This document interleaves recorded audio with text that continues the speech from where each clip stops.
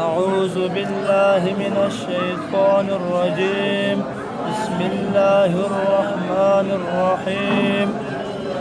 لقد كان لكم في رسول الله أسوة حسنة لمن كان يرجو الله واليوم الآخر وذكر الله كثيرا. ولما رأى المؤمنون الأحزاب قالوا هذا ما وعدنا الله ورسوله وصدق الله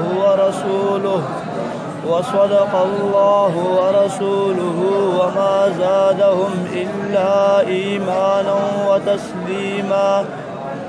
من المؤمنين رجال صدقوا ما عاهدوا الله عليه فمنهم من قضى نحبه ومنهم من يعتذر وما بدلوا تبديلا.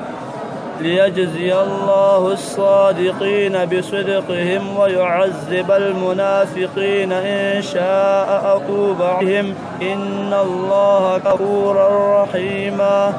والله الذين كفروا بغيظهم لم ينالوا خيرا وكفى الله المؤمنين القتال وكان الله قويا عزيزا.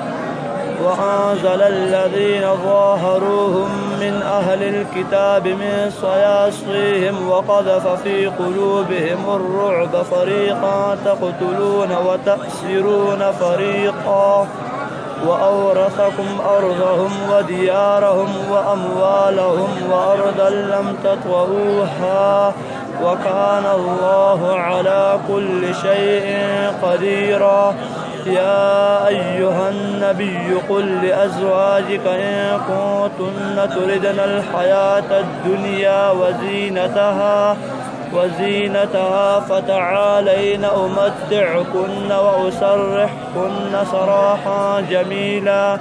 وإن كنتن تردن الله ورسوله والدار الآخرة فإن الله أعد للمحسن منكم أجرا عظيما. يا نساء النبي يأت منكن بفاحشة مبينة يضاعف لها العذاب ضعفين وكان ذلك على الله يسيرا. أعوذ بالله من الشيطان الرجيم.